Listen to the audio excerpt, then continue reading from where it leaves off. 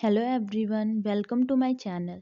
आज मैं आपके लिए लेके आई हूँ pedological and edaphological concepts of soil, जो कि हमारा बहुत ही इम्पॉर्टेंट टॉपिक है सॉइल साइंस का। एंड अगर हम बीएससी एग्रीकल्चर के स्टूडेंट्स हैं तो आपके लिए भी बहुत इम्पॉर्टेंट है, क्योंकि ये बीएससी एग्रीकल्चर के सिलेबस में भी बहुत इम्पॉर्टेंट टॉपिक है। सो स्टार्ट करते हैं। पहला हमारा soil. The word soil is derived from Latin word solum, which means floor and ground. Okay, so जो soil है हमारा वो Latin word से derive है। ये कई बार एग्जाम्स में आता है कि Latin word इनसे derive है solum, which means floor और ground. floor होता है जमीन। Okay, so definition है soil की। Soil is the unconsolidated mineral matter on the immediate surface of the earth that serve as a natural medium for the growth of land plants. Okay, soil एक unconsolidated mineral matter है। unconsolidated होता है loosely। Okay, so ये एक loose type का या फिर loosely जो अलग अलग तरीके से अरेंज हुआ रहता है, वो एक लूजली मिनरल मैटर है on immediate surface of earth surface, जो कि हमारे अर्थ सरफेस में पूरा फैला हुआ है, जो सर्व करता है as a natural medium for the growth of land plants, कि जितने भी हमारे जो लैंड प्लांट्स हैं उन सब के लिए एज अ नेचुरल मीडियम है ये, उनकी ग्रोथ के लिए। ठीक है, नेक्स्ट है हमारा ब्रांचेस ऑफ सॉइल। सॉइल की जो जितनी भी ब्रांचेस हैं, that is pedology, soil fertility, soil chemistry, soil physics, soil microbiology, edaphology, soil conservation, soil genesis and soil survey. ये सॉइल की बहुत इंपॉर्टेंट ब्रांचेस हैं जिनके बारे में हम आगे पढ़ेंगे। ठीक है,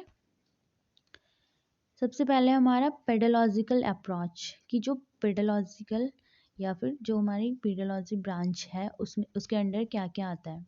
सो पेडोलॉजिकल अप्रोचेस का मतलब होता है the origin of soil, its classification and its description are examined in pedology.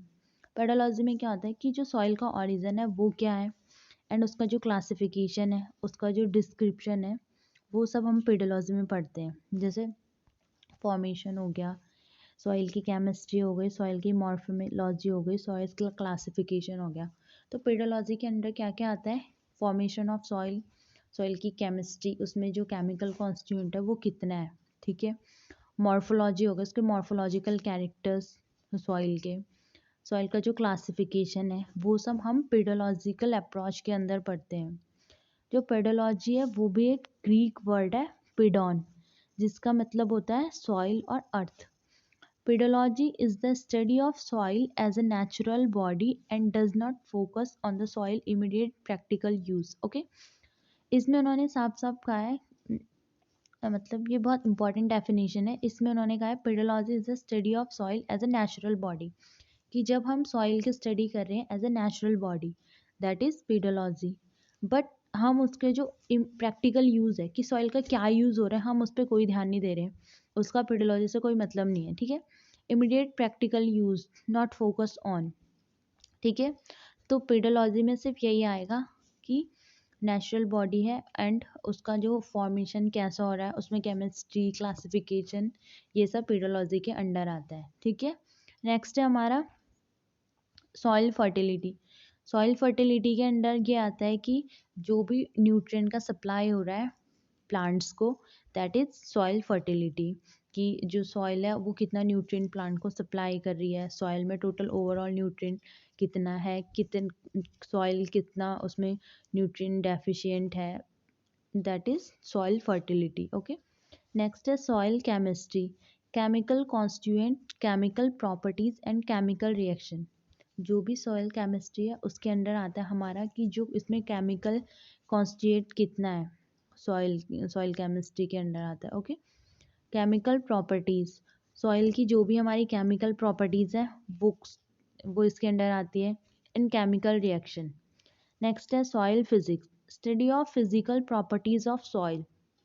Physical properties वो हो गई जैसे हमने देख के ही पता चल कर दिया, जैसे सॉइल है, अगर उसमें ऐसे ऐसे जैसे हमने हल्की सी हाथ में ली तो कभी वो भुरभुरी सी लगती है, कभी वो चिकनी लगती है, that is physical property of soil. Soil microbiology deal with microorganism population classification, okay, and role in transformation.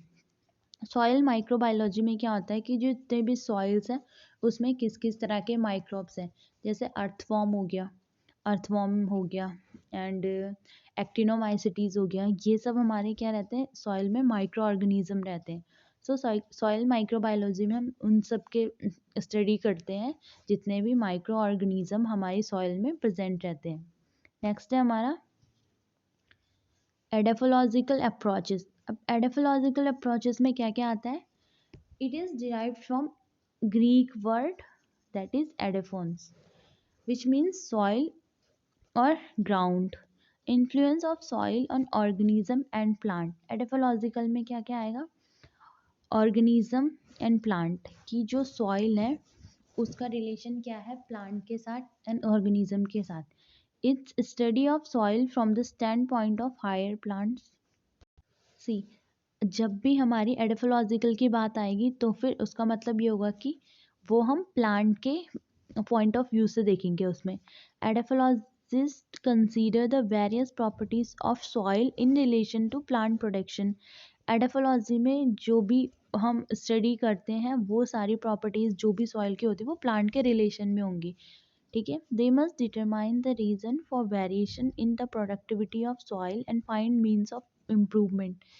जो एडाफोलॉजी होती है उसमें जो साइंटिस्ट होते हैं ये देखते हैं कि जो भी हमारी सॉइल है उसमें क्या क्या ऐसे रीजंस हो सकते हैं जिनकी वजह से जो प्लांट्स की प्रोडक्टिविटी है उसमें क्या क्या इफेक्ट पड़ रहा है, या फिर हम ऐसे क्या चेंजेस कर सकते हैं सॉइल में जिससे कि हम क्या कर सकें सॉइल की इम्प्रूवमेंट कर सकें. ठीक है. नेक्स्ट है हमारा soil conservation. Soil conservation deals with the protection of soil against physical loss by erosion and against chemical deterioration. Soil conservation में हम क्या करते हैं सॉइल को कंजर्व करते हैं प्रोटेक्ट करते हैं. जैसे भी सॉइल में कोई भी फिजिकल लॉस हो रहा है उसमें केमिकल्स वगैरह ज़्यादा मिल रहे हैं, जैसे हम फर्टिलाइज़र वगैरह यूज़ करते हैं तो क्या होता है जो केमिकल्स होते हैं सॉइल में वो ज़्यादा हो जाते हैं. तो फिर जिसकी वजह से जो हमारी सॉइल होती है उस डिटीरिएशन हो जाता है, उसमें सॉइल लॉस हो जाता है, मतलब फिजिकल लॉस, उसकी जो फिजिकल प्रॉपर्टी होती है उसमें भी लॉस आ जाता है. तो फिर जब भी हम सॉइल को प्रोटेक्ट करने की बात करते हैं protection of soil against the physical loss, okay, that is soil conservation. Next is soil genesis.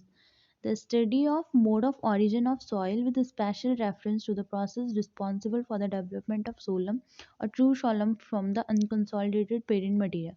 Soil genesis में वही होगा कि हम स्टडी करते हैं सॉइल की कि कौन से पेरेंट मटेरियल से उसका जेनेसिस हुआ है. ठीक है. Soil survey the systematic examination description classification and mapping of soil in an area. Soil survey हो गया. अब हमने कोई छोटा सा एरिया ले लिया या फिर लार्ज स्केल पे एरिया ले लिया. सॉइल सर्वे भी डिफरेंट डिफरेंट तरीके के होते हैं. तो सॉइल सर्वे में क्या होता है, या तो हम छोटा सा एरिया ले सकते हैं या हम बड़ा एरिया भी ले सकते हैं, वो भी अलग टाइप्स के होते हैं. तो इसमें हम क्या करेंगे किसी भी एरिया को एग्जामिन करते हैं, उसके बाद उसमें डिस्क्रिप्शन उस एरिया के अंडर क्या है सॉइल में, फिर उसमें क्लासिफिकेशन करते हैं और मैपिंग करते हैं सॉइल की. ठीक है. That is soil survey. Next है component of soil. Soil components क्या होते हैं? 4 होते हैं. ये बहुत ज़्यादा इंपॉर्टेंट है और एग्ज़ाम्स में भी कई बार पूछे जाते हैं. जैसे कभी कभी आ जाता है कि सॉइल में मिनरल मैटर कितना होता है, तो 45%, ऑर्गेनिक मैटर होता है 5%, एंड जो soil water and soil air होती है दैट इज 25% दोनों में. ठीक है. ये कभी कभी जो हमारे वैसे एग्ज़ाम्स होते हैं कॉम्पिटिटिव एग्ज़ाम्स वगैरह हो गए उनमें भी आते हैं. सो ये बहुत ही ज़्यादा इम्पॉर्टेंट है, इनको आप याद कर लेना. So that's all. Thank you.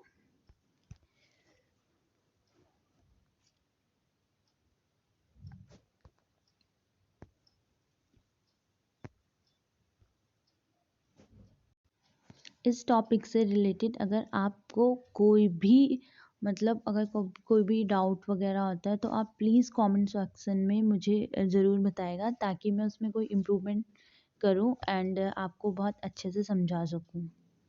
I hope आप लोगों को समझ में आया होगा। Once again thank you.